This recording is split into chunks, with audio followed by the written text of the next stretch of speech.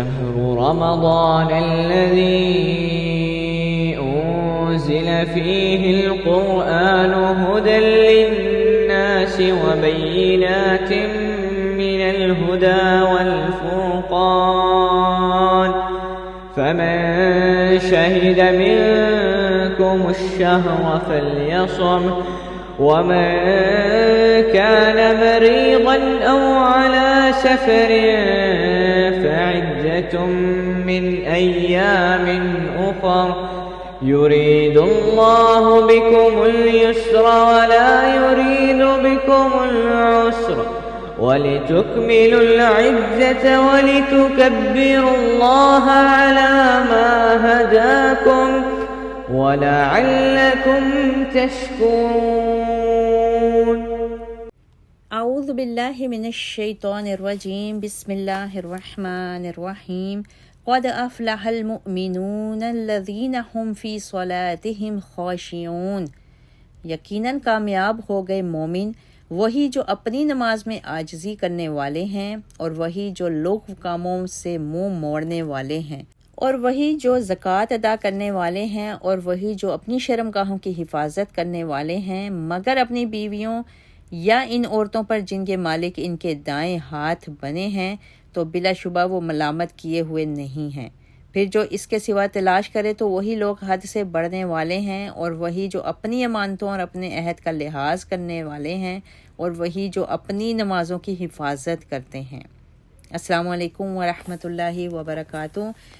دورہ قرآن میں آج ہم انشاءاللہ تعالیٰ پارہ نمبر 18 کا آغاز کریں گے اور اس پارے میں 3 صورتیں ہیں، سورۃ المومنون، سورۃ النور اور سورہ فرقان۔ پارے کا آغاز سورۃ مومنون سے ہوتا ہے۔ سورۃ مومنون کے آغاز میں اللہ تعالیٰ نے مومنوں کے اس گروہ کا ذکر کیا ہے جو جنت کے سب سے بلند مقام فردوس کا وارث بننے والا ہے۔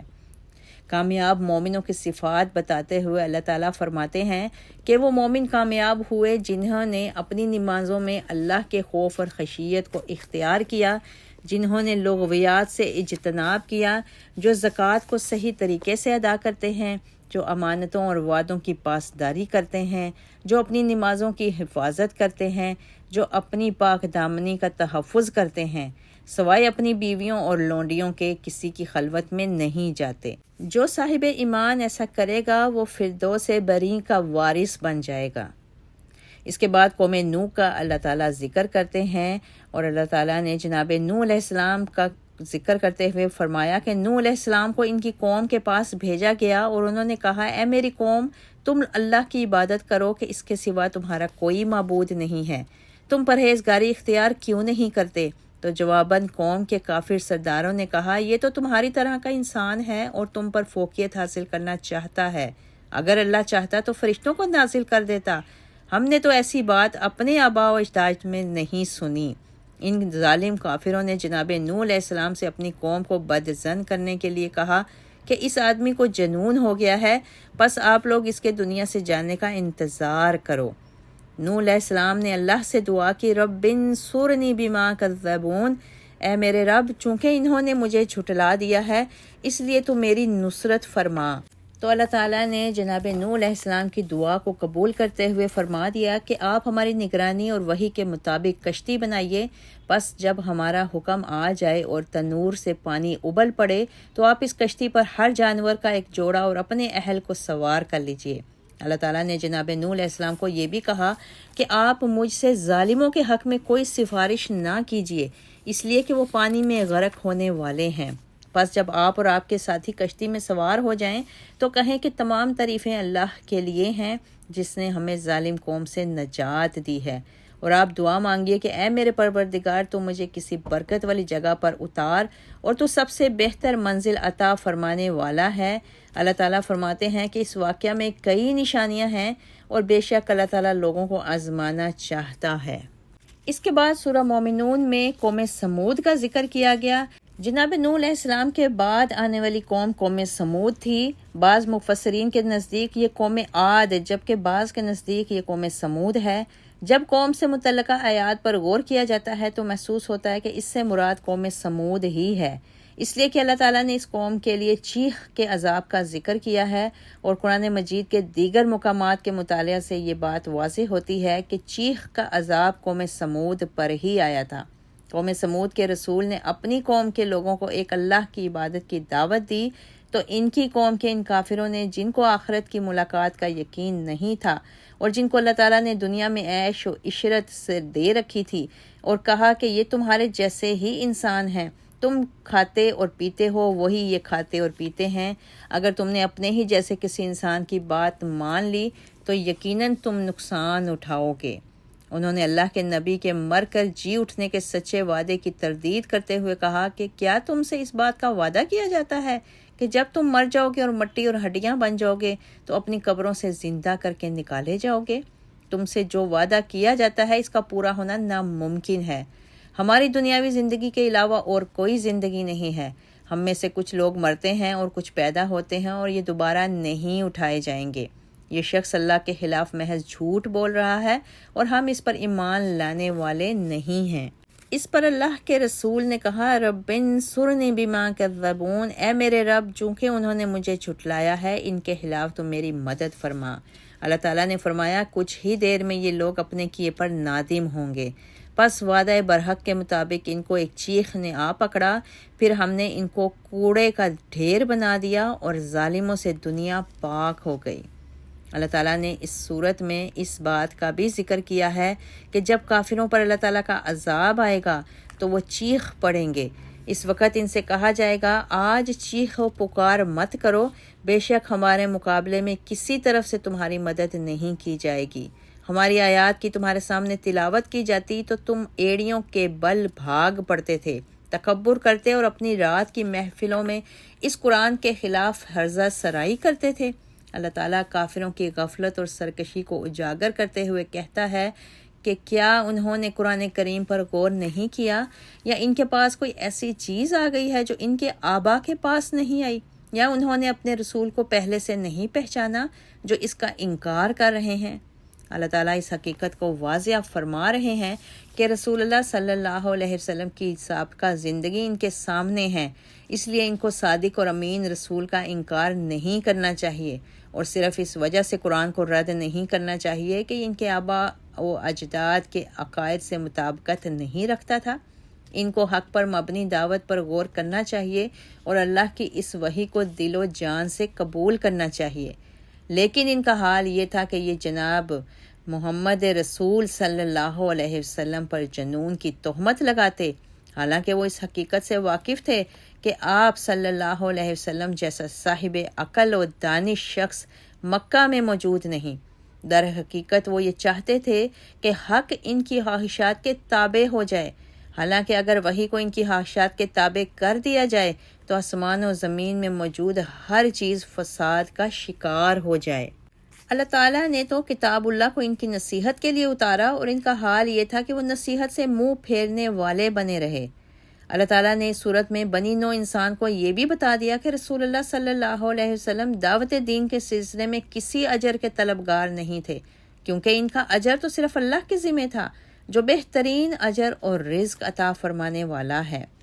مزید اللہ تعالیٰ نے بتا دیا کہ بعض لوگوں کا یہ گمان ہے کہ ہم نے ان کو بغیر وجہ کے پیدا کر دیا ہے اور انہوں نے ہمارے پاس پلٹ کر نہیں آنا، حالانکہ یہ ایک حقیقت ہے کہ انسانوں کو مرنے کے بعد دوبارہ زندہ کیا جائے گا اور وہ اللہ تعالیٰ کی بارگاہ میں دوبارہ پیش ہوں گے اور ان کو اپنے کیے کا جواب دینا ہوگا۔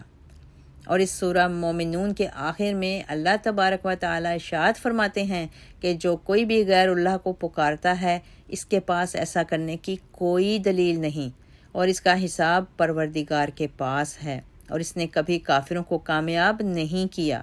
اللہ تعالیٰ نے نبی کریم صلی اللہ علیہ وسلم کو اس امر کی تلقین بھی کی ہے کہ وہ دعا مانگیں کہ اے میرے پروردگار مجھ کو بخش دے اور مجھ پر رحم فرما، اور تو بہترین رحم کرنے والا ہے۔ اللہم اغفر ورحم وانت ارحم الراحمین، آمین۔ سورہ مومنون کے بعد سورہ نور کا آغاز ہوتا ہے، اور سورہ نور میں اللہ تعالیٰ نے فحاشی کی روک تھام کے لیے زنا کی سزا کو مقرر فرمایا ہے۔ اللہ تعالیٰ ارشاد فرماتے ہیں کہ زانی اور زانیہ کو 100 کوڑے مارے جائیں، اور جو کوئی اللہ تعالیٰ کی حد کو عبور کرے اس کے بارے میں کسی کے دل میں نرمی پیدا نہیں ہونی چاہیے۔ سورہ نور میں زانی اور زانیہ کے لیے جو سزا مقرر کی گئی وہ غیر شادی شدہ زانی کی حد ہے، جبکہ اگر اس گناہ کا ارتکاب شادی شدہ مرد یا عورت کرے تو حدیث پاک میں ایسے مجرم کے لیے سنگسار کی حد کو مقرر کیا گیا ہے۔ اس کے بعد اللہ تعالیٰ نے سورت میں پاک دامن عورتوں پر تہمت لگانے کی مذمت کی ہے۔ اللہ تبارک و تعالیٰ ارشاد فرماتے ہیں کہ جو لوگ پاک دامن عورتوں پر تہمت لگاتے ہیں اور پھر 4 گواہوں کو پورا نہیں کرتے، ایسے لوگوں کو 80 کوڑے لگنے چاہیے، اور مستقبل میں ان کی کوئی گواہی قبول نہیں کرنی چاہیے، اور ان کا شمار فاسقوں میں ہوگا۔ اس کے بعد اللہ تعالیٰ نے لیان کا ذکر کیا ہے۔ اللہ تعالیٰ نے بد کرداری کے ایک غیر معمولی وقوعے کا ذکر کیا ہے کہ جب مرد اپنی بیوی کو برائی کا ارتکاب کرتے ہوئے دیکھے تو اس صورت میں مرد کی غیرت اس بات کو گوارا نہیں کرتی کہ وہ 4 گواہوں کو لے کر آئے، تو ایسی صورت میں وہ 4 گواہوں کی جگہ 4 قسمیں کھا کر اپنی بیوی پر برائی کا الزام لگا سکتا ہے، اور 5ویں قسم اس کو یہ کھانی ہوگی کہ اللہ کی اس پر لعنت ہو اگر وہ جھوٹی قسم اٹھا رہا ہو۔ ایسی صورت میں بیوی کو صفائی کا پورا موقع دیا جائے کہ وہ اپنی صفائی کے لیے بھی 4 قسمیں کھائے کہ اس پر جھوٹی تہمت لگائی جا رہی ہے، اور 5ویں دفعہ یہ قسم اٹھائے کہ اللہ کا اس پر غضب ہو اگر اس کے شوہر کا الزام سچا ہو۔ اگر بیوی اپنے دفاع کے لیے قسم نہیں اٹھاتی تو اس پر شرعی حد کو قائم کیا جائے گا۔ اگر بیوی قسم اٹھا لیتی ہے تو شوہر اور بیوی کے درمیان تفریق کر دی جائے گی۔ اس قانون کو لیان کا قانون کہا جاتا ہے۔ سورہ نور میں اللہ تعالیٰ نے واقعہ افق کی حقیقت کو بیان کیا ہے، جس کا خلاصہ یہ ہے کہ آیات حجاب کے نزول کے بعد نبی کریم صلی اللہ علیہ وسلم صحابہ کرام رضی اللہ عنہم کی ہمراہی میں غزوہ بنو مستلق کے لیے روانہ ہوئے۔ واپسی پر مدینہ منورہ کے قریب پڑاؤ ڈالا گیا اور فجر کے وقت قافلہ اپنی منزل کی طرف روانہ ہو گیا۔ روانگی سے قبل ام المومنین عائشہ صدیقہ رضی اللہ تعالیٰ عنہ قضائے حاجت کے لیے گئیں تو وہاں ان کے گلے سے ہار گر گیا۔ جب ان کو ہار کے گرنے کا احساس ہوا تو انہوں نے ہار کو تلاش کرنا شروع کر دیا۔ ہار کی تلاش کے دوران میں کچھ وقت صرف ہونے کی وجہ سے قافلہ آپ رضی اللہ تعالیٰ عنہما کے بغیر ہی روانہ ہو گیا۔ قافلے کو اس بات کا اندازہ ہی نہیں ہو سکا کہ آپ قافلہ میں موجود نہیں ہیں۔ جب آپ واپس آئیں تو قافلہ روانہ ہو چکا تھا اور آپ اپنی چادر اوڑھ کر وہیں بیٹھ گئیں۔ ان کا خیال یہ تھا کہ جب اہل قافلہ آپ کو اپنے ہمراہ نہیں پائیں گے تو واپس پلٹ آئیں گے۔ رسول اللہ صلی اللہ علیہ وسلم ہمیشہ اپنے کسی ساتھی کو قافلے کی روانگی کے بعد گمشدہ سامان کی بازیابی کے لیے مقرر فرماتے تھے۔ آپ صلی اللہ علیہ وسلم نے غزوہ بنو مستلق کے موقع پر یہ ذمہ داری حضرت صفوان بن معطل رضی اللہ تعالیٰ عنہ کے سپرد کی تھی۔ صبح کے وقت جب جناب صفوان رضی اللہ تعالیٰ عنہ نے حضرت عائشہ رضی اللہ تعالیٰ عنہما کو جب تنہا پایا تو انا للہ و انا الیہ راجعون پڑھا اور اپنا اونٹ سیدہ عائشہ صدیقہ رضی اللہ تعالیٰ عنہما کے سامنے بٹھا دیا۔ حضرت عائشہ اس پر سوار ہو گئیں اور صفوان رضی اللہ تعالیٰ عنہ اونٹ کو ہانکتے ہوئے چل پڑے۔ جب حضرت عائشہ قافلے کے پاس پہنچی تو منافقین کے سردار عبداللہ بن ابی نے موقع سے فائدہ اٹھا کر حضرت عائشہ صدیقہ کی کردار کشی کرنا شروع کر دی اور اس بات کو پوری شدت سے ہوا دی۔ مدینہ آنے کے بعد یہ خبر ہر طرف پھیل گئی اور چند اہل ایمان بھی اس جھوٹے پروپیگنڈے کی زد میں آ گئے۔ اس پروپیگنڈے کی وجہ سے رسول اللہ صلی اللہ علیہ وسلم کا خاندان اور حضرت ابوبکر صدیق رضی اللہ تعالیٰ عنہ کا خانوادہ اور خود حضرت عائشہ صدیقہ رضی اللہ تعالیٰ عنہما کی سماجی زندگی بے حد متاثر ہوئی۔ اللہ تعالیٰ نے سورہ نور میں حضرت عائشہ رضی اللہ تعالیٰ عنہما کی برات کا اظہار فرما دیا اور قیامت تک آنے والے اہل ایمان کو ازواج مطہرات کی حرمت اور ناموس کے بارے میں باخبر کر دیا۔ اللہ تعالیٰ نے اہل ایمان کو یہ بھی سمجھایا کہ اہل ایمان کو ایک دوسرے کے بارے میں اچھا گمان رکھنا چاہیے، اور اگر کوئی کسی کی کردار کشی کرے تو سننے والے کو فوراً سے پہلے کردار کشی کو بہتان سے تعبیر کرنا چاہیے، اور اس بات کو سمجھ جانا چاہیے کہ اگر کسی واقعہ پر 4 گواہ موجود نہ ہوں تو الزام تراشی کرنے والا اللہ کی نظروں میں جھوٹا ہے۔ معاشرے میں برائی کی روک تھام کے لیے اللہ تعالیٰ نے اس بارے میں مومن مردوں کو اپنی نگاہیں جھکانے کا حکم دیا، اور مومن عورتوں کو اپنی نگاہیں جھکانے کے ساتھ ساتھ پردہ کرنے کا بھی حکم دیا ہے، اور محرم رشتہ داروں کے علاوہ تمام لوگوں سے اپنی زینتیں چھپانے کا حکم دیا۔ مزید اللہ تعالیٰ نے غیر شادی شدہ مرد کی شادی کرنے کا حکم دیا ہے، اور ارشاد فرمایا کہ اگر کوئی شخص فقیر ہو تو نکاح کرنے کے نتیجے میں اللہ تعالیٰ اس کو غنی فرما دے گا۔ سورہ نور میں اللہ تعالیٰ نے اس امر کا بھی ذکر کیا ہے کہ جن عورتوں کو جبراً کہبہ گری کے لیے مجبور کیا جاتا ہے جبکہ وہ خود پاک دامنی کی زندگی گزارنا چاہتی ہیں، تو ایسی صورت میں ان کو جسم فروشی کا گناہ نہیں ہوگا۔ جناب جابر بن عبداللہ رضی اللہ تعالیٰ عنہ روایت بیان کرتے ہیں کہ عبداللہ بن ابی کی 2 لونڈیاں تھیں، ایک کا نام مسیکہ جبکہ دوسری کا نام امیمہ تھا۔ دونوں مسلمان ہو گئی تھیں۔ عبداللہ بن ابی ان سے جسم فروشی کا دھندا کرواتا تھا۔ دونوں پاک دامن عورتیں اس بات پر بڑا کوڑتی تھیں۔ انہوں نے اس معاملہ کا شکوہ رسول اللہ صلی اللہ علیہ وسلم سے کیا تو اللہ نے اس امر کا اعلان فرما دیا کہ مجبوری کی حالت میں کیے گئے گناہ پر اللہ تعالیٰ مواخذہ نہیں فرمائے گا۔ اس سورہ میں اللہ تعالیٰ نے ارشاد فرمایا کہ اللہ تعالیٰ زمین و آسمان کو روشن فرمانے والے ہیں، اور اللہ تعالیٰ اپنے نور کے ذریعے جس کو چاہتے ہیں ہدایت کے راستے پہ گامزن فرما دیتا ہے۔ اس صورت میں اللہ تعالیٰ نے ان مردوں کا بھی ذکر کیا ہے جو تجارت اور سودا گری میں مشغول ہونے کے باوجود اللہ تعالیٰ کے ذکر اور نماز سے غافل نہیں ہوتے۔ اس کے بعد اللہ تعالیٰ نے کافروں کے اعمال کا ذکر کیا ہے کہ کافروں کے اعمال سراب کی مانند ہوتے ہیں کہ پیاسا دور سے سراب کو پانی خیال کرتا ہے، مگر قریب جاتا ہے تو وہاں پر کچھ بھی موجود نہیں ہوتا۔ اسی طرح کافروں کو تو اپنے اعمال خوشنما معلوم ہوتے ہیں، مگر قیامت کے دن ان کے اعمال کا کوئی وزن نہیں ہوگا۔ اور ساتھ ہی ساتھ اللہ تعالیٰ نے صحیح ایمان رکھنے والے مومنوں کا بھی ذکر کیا ہے کہ جب ان کو اللہ اور رسول کے احکامات کی طرف بلایا جاتا ہے تو وہ جواب میں کہتے ہیں ہم نے سنا اور اطاعت کی، اور صحیح کامیابی انہی صاحب ایمان لوگوں کے لیے ہے۔ اور سورت کے آخر میں اللہ تعالیٰ نے اہل ایمان سے وعدہ کیا ہے کہ جو ایمان اور عمل صالح کے راستے پر چلے گا تو اللہ تعالیٰ اس کو زمین پر خلافت عطا فرمائے گا، جس طرح اللہ تعالیٰ نے سابقہ اہل ایمان کو خلافت ارضی سے نوازا تھا۔ اللہ تعالیٰ نے اس وعدے کو اپنے نبی کریم صلی اللہ علیہ وسلم ہی کی حیات مبارکہ میں پورا فرما دیا، اور سرزمین حجاز پر آپ کی حکومت کو قائم کر دیا، اور آپ صلی اللہ علیہ وسلم کے دنیا سے تشریف لے جانے کے بعد اللہ تعالیٰ نے جناب ابو بکر،